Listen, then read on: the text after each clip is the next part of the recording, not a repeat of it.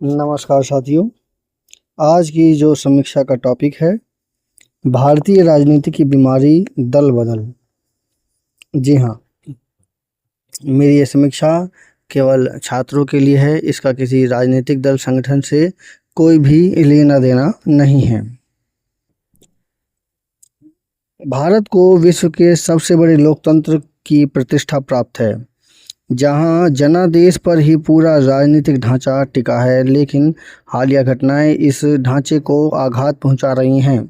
हाल में तृणमूल कांग्रेस के करीब 20 लोकसभा सदस्यों का एक अनजान से छोटे क्षेत्रीय दल में विलय कर राजग के प्रति समर्थन जताना और शिवसेना यूबीटी के सांसदों के शिंदे गुट की ओर रुझान ने दल बदल की समस्या को फिर से राष्ट्रीय बहस में ला दिया। स्वतंत्रता के बाद से यह संस्कृति राजनीति का अभिन्न हिस्सा बनी हुई है। वर्ष 1951 से 1967 के बीच 16 महीने में 542 विधायकों ने दल बदला, जबकि 1967 से 68 के महज 12 महीनों में ही ऐसे 438 मामले दर्ज हुए हैं। इस राजनीतिक अराजकता ने कई सरकारें गिराई और 1985 में 52वें संविधान संशोधन के जरिए 10वें अनुसूची लाई गई, मगर आंकड़े बताते हैं कि यह कानून भी पूरी तरह असफल रहा है। दल बदल न केवल दल विशेष में अस्थिरता पैदा करता है, बल्कि मतदाताओं के विश्वास को भी हिला देता है। 1967 से 70 के बीच में राज्यों में 1240 से ज़्यादा दल बदल हुए हैं। अब देखिए, 1967 से 70 के बीच में कितना दल बदल हुआ है? 1240 दल बदल हुए हैं। अब सोचिए, उस समय की जो उथल पुथल की राजनीति थी, ये सब उसी की वजह से हुआ, जिनमें से अधिकांश मंत्री पद व आर्थिक लाभ के लालच में प्रेरित थे। और सच यही है, और आज भी यही है, कि मंत्री जो दल बदलते हैं उसमें मंत्री को चांस मिल जाना, मंत्रियों को जब चांस मिलेगा, मीडिया के सामने बोलने का चांस मिलेगा, उसे प्रसिद्धि मिलेगी, और तभी वो जाकर के उस दल को बदल करके दूसरे जहाँ पर उसे चांस मिलेगा वो वहीं जाने की कोशिश करेगा, जहाँ उसे आर्थिक लाभ मिलेगा वो वहीं पर जाने की पूरी कोशिश करेगा। तो यहाँ पर है 1240 से ज़्यादा दल बदल हुए हैं 1967 से 70 के बीच में, जिनमें से अधिकांश मंत्री पद व आर्थिक लाभ के प्रेरित थे। कानून लागू होने के बाद 1985 से 95 के दशक में वह संख्या घटकर करीब 120 रह गई, जो शुरू में 70% की कमी दर्शाती है। लेकिन 2000 के बाद इसमें फिर उछाल आया। 2000 से 2023 के बीच में विभिन्न दलों से सैकड़ों मामले सामने आए हैं, जिनमें भाजपा और कांग्रेस दोनों शामिल रहे। देखिए, अब दल बदल की कहानी है। महाराष्ट्र में 2022 का संकट इसका जीवंत उदाहरण है, जहां एकनाथ शिंदे के नेतृत्व में शिवसेना के 40 विधायकों के विद्रोह ने उद्धव ठाकरे सरकार गिरा दी। इस तरह मध्य प्रदेश 2020, कर्नाटक 2019 और अरुणाचल प्रदेश 2016 में भी बड़े पैमाने पर दल बदल ने लोकतांत्रिक जनादेश को पलट दिया। इन घटनाओं से साबित कर दिया कि 10वीं अनुसूची की खामियां दल बदल की वैधता दे रही हैं। अब देखिए, कानून भी इस प्रकार से बने हैं जिसका बेनिफिट किस प्रकार से उठाया जाता है, इस बात को सोच लेते हैं कि हमें काम वही करना है, लेकिन किस तरह से उसका बेनिफिट उठाया जाए। अब यहाँ पर ये कह रहे हैं कि 10वीं अनुसूची की खामियां दल बदल की वैधता दे रही है, और उसी वैधता के तहत ये सब हुआ है कि दल बदल करके दूसरे में चले जाओ, और ताकि वहाँ पर हमें ज़्यादा सुविधा मिल सके, ज़्यादा पैसा मिल सके, और एट्सेट्रा। इस समस्या का सबसे गहरा प्रभाव राजनीतिक स्थिरता पर पड़ता है। अगर इस तरह की एक्टिविटी होती है तो उससे राजनीतिक स्थिरता पर पूरा असर पड़ता है। गठबंधन युग में जहां केंद्र और राज्यों में बहुमत अक्सर नाजुक होता है, वहां एक ऐसे गुट का दल बदल सरकार को अस्थिर कर सकता है, जिससे नीतिगत निरंतरता भंग होती है, विकास योजनाएं रुकती हैं और जनहित के मुद्दे सत्ता संघर्ष में दब जाते हैं। एक अध्ययन में पाया गया है कि दल बदल विधायक सामान्य विधायकों की तुलना में 2 से 3 गुना अधिक मंत्री पद पाने की संभावना रखते हैं, जो कि भ्रष्टाचार को बढ़ावा देता है। मतदाता जिन्होंने उम्मीदवार को दल के एजेंडे पर चुना होता है, खुद को ठगा महसूस करते हैं।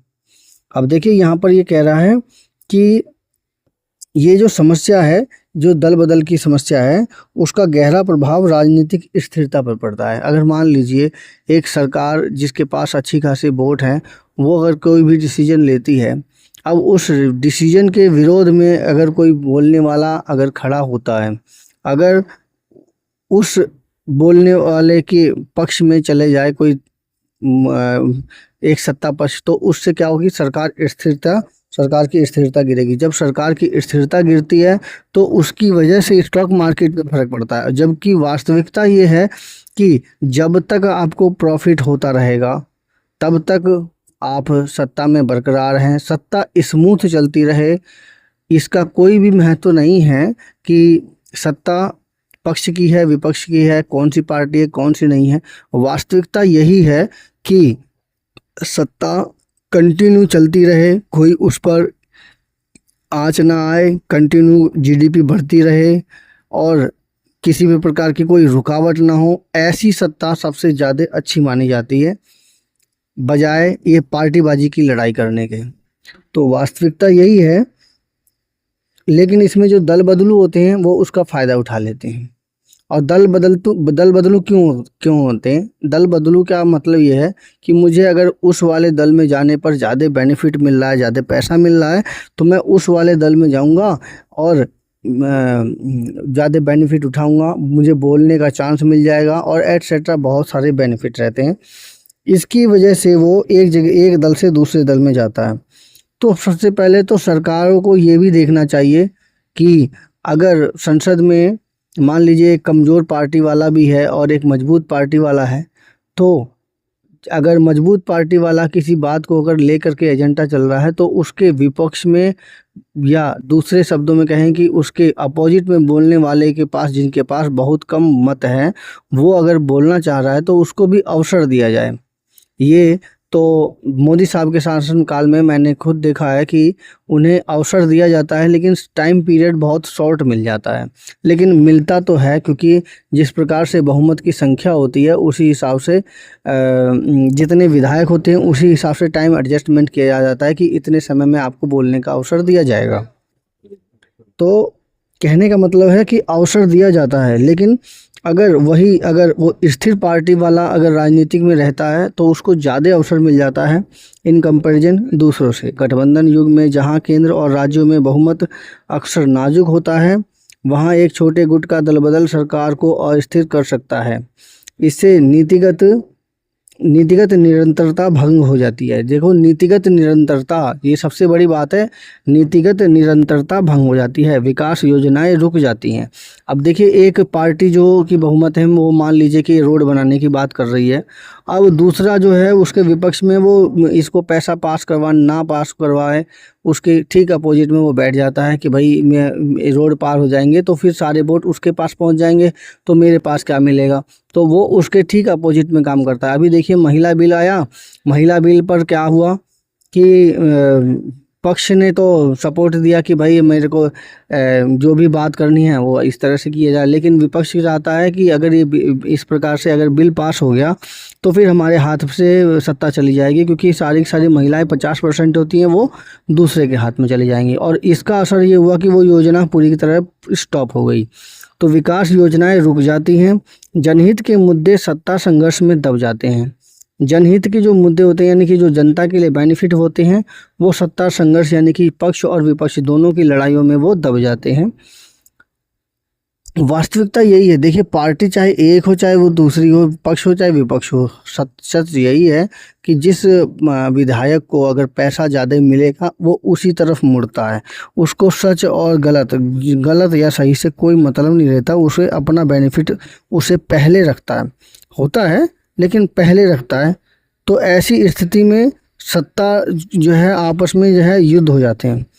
और वास्तविकता ये है कि विकास योजनाएं ऐसी स्थिति में रुक जाती हैं। जो टारगेट लेके चलते हैं वो टारगेट अचीव नहीं हो पाता है, उसका कहते हैं ना, कर्म का कुकर्म बन जाता है। तो एक अध्ययन में पाया गया है कि दल बदलू विधायक सामान्य विधायकों की तुलना में 2 से 3 गुना अधिक मंत्री पद पाने की संभावना रखते हैं। भाई, जब वो दल बदलेगा तो उसे अच्छा पद चाहिए, अच्छा काम करके दिखाएगा ताकि वो अपनी रिस्पॉन्स अपनी अपनी जिम्मेदारी निभा सकेगा, ताकि वो अच्छा नेता बन सके। तो ऐसी स्थिति में वो दल बदल करके वो अच्छी पोजीशन पे जाने की कोशिश करता है। जो भ्रष्टाचार को बढ़ावा देता है और मतदाता जिन्होंने उम्मीदवार को दल के एजेंडे पर चुना होता है खुद को ठगा महसूस करते हैं। अब मान लीजिए कि मतदाता ने वोट दे दिया और वो उसे जिता दिया और वो जा करके उस दूसरे विपक्षी पद के मतलब उसके साथ जुड़ गया। उससे क्या होगा, वो बाकी जो है जनता जो है नाराज़ हो जाएगी और जो भ्रष्टाचार को उससे फिर बढ़ावा मिल जाएगा। भ्रष्टाचार कैसे, क्योंकि जो हम टारगेट बनाते हैं तो जब वो वहीं पर दल बदलू हो जा रहा है तो फिर वो अपने जो भी पैसा मिलने की कोशिश करता है उसमें वो भ्रष्टाचार करके ही वो पैसा निकाल पाता है। तो ऐसी स्थिति में क्या होता है, वो भ्रष्टाचारी की सपोर्ट में बढ़ जाता है, तो भ्रष्टाचार होना शुरू हो जाता है। अब बात आई कि भ्रष्टाचार क्यों होता है। अभी मैंने बताया कि जब ये दल एक जगह से एक दल से जब दूसरे दल में जाते हैं तो वो अचीवमेंट मतलब अपनी अचीवमेंट हासिल करने की पूरी कोशिश करते हैं, उसके वजह से भ्रष्टाचार हो जाता है। अब बात आई कि भ्रष्टाचार क्यों होता है, सब कुछ तो ऑनलाइन हो रहा है। सच बात ये है कि झूठ माने चाहे सच, लेकिन त्रिवेदी जी जो सुधांशु त्रिवेदी जी, उनका एक लेक्चर सुन रहा था तो उन्होंने कहा कि हम पूरी तरह से भ्रष्टाचार को ख़त्म नहीं कर सकते हैं। वो जो नियम है, जो कानून है, जो कहते हैं ना कि जो काम करने का जो तरीका है उसमें पूरी तरह से हम भ्रष्टाचार को ख़त्म नहीं कर सकते। हाँ, हम कम कर सकते हैं। कम करने के लिए पूरी योजनाएं बनती हैं और सही तरीके से काम होता है। तो कम करने की जो योजना, जैसे मान लीजिए कि एक विधायक है, उसको अर्जेंट में मतलब मान लीजिए कि उस जगह पर रोड एक्सीडेंट ज़्यादा हो रहे हैं क्योंकि वहाँ पर जो है बार बार रोड जो है टूट जाती है। तो उसकी मरम्मत के लिए एक स्पेशल तरह का एक अभियान चलाया जाए जिसकी वजह से वहाँ पर रोड बन जाएंगे। तो कहने का मतलब वो उसमें एक्स्ट्रा पैसा लगा। एक्स्ट्रा पैसा क्यों लगा, क्योंकि उसने दूसरे ढंग से सोचने की कोशिश करी कि वहाँ पर रोड एक्सीडेंट कम हो तो उसके लिए स्पेशल तरह की सड़क बनाई जाए, उसमें अलग सा पैसा लगेगा। अब उस अलग से पैसे को पास करवाने के लिए वो एक अलग व्यवस्था करेगा जो कि पुरानी रोड व्यवस्था से ज़्यादा महंगा पड़ेगा। तो वो जो महंगा जो पड़ेगा, बस वहीं समझ लीजिए कि वहाँ से शुरू होता है भ्रष्टाचार। और वहाँ नेताजी की मजबूरी है कि वो रोड को अच्छा बनाए ताकि उसके हाथ में वोट आए। कहने का मतलब मेरा ये है कि भ्रष्टाचार को कम किया जा सकता है, उसे पूरी तरह से ख़त्म नहीं किया जा सकता है, क्योंकि इसमें आते आते बहुत सारे मतलब पेचीदा मामले होते हैं जिसको देखते हुए वो भ्रष्टाचार को कम कर सकते हैं पर उसे मतलब पूरी तरह से मिटा नहीं सकते।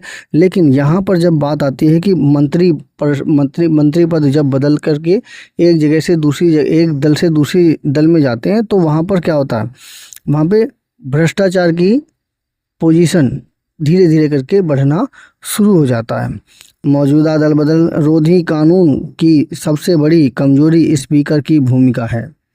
अब देखिए यहाँ पे कह रहा है दल बदल रोधी कानून की सबसे बड़ी कमजोरी स्पीकर की भूमिका है। अब देखिए स्पीकर कितना बड़ा होता है, उसकी भूमिका है यहाँ पर सबसे बड़ी कमजोरी, जो अक्सर सत्ताधारी दल के प्रभाव में रहती है।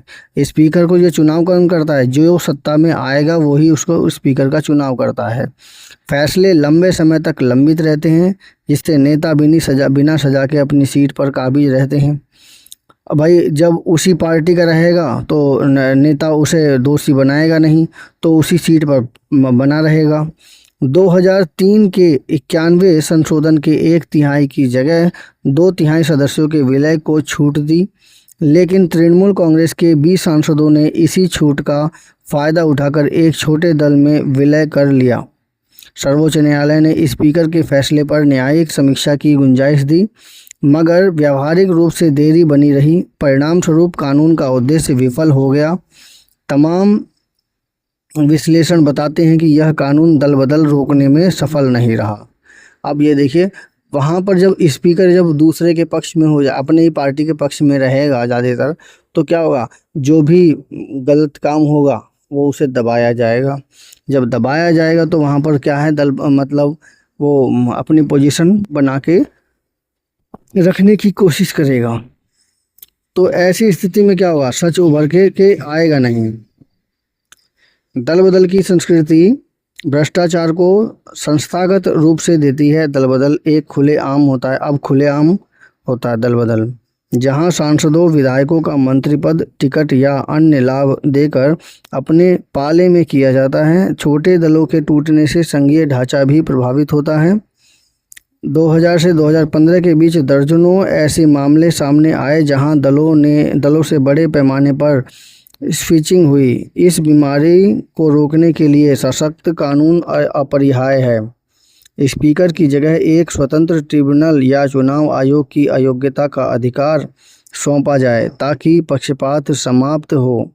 अब देखिए यहाँ पर ये कहा है कि स्पीकर की जगह एक अयोग्य मतलब एक चुनाव आयोग मतलब स्पीकर की जगह एक स्वतंत्र ट्रिब्यूनल या चुनाव आयोग की अयोग्यता का अधिकार सौंपा जाए, या चुनाव आयोग द्वारा जो मतलब उनसे चुन करके एक अलग तरह का आदमी बैठाया जाए जो पूरी तरह इस प्रकार की एक्टिविटी को ख़त्म करे। न्यूनतम सीमा बढ़ाई जाए, जो भी समय सीमा है उसको बढ़ाई जाए। दल बदल करने वालों को न केवल तत्काल अयोग्य ठहराया जाए बल्कि अगले 5 वर्ष तक चुनाव लड़ने पर प्रतिबंध लगाया जाए। आंतरिक पार्टी लोकतंत्र को मजबूत करने के लिए चुनाव आयोग के दलों के आंतरिक चुनावों की निगरानी करें। मतदाता जागरूक अभियान चलाकर जनता को ऐसे नेताओं से सावधान किया जाए।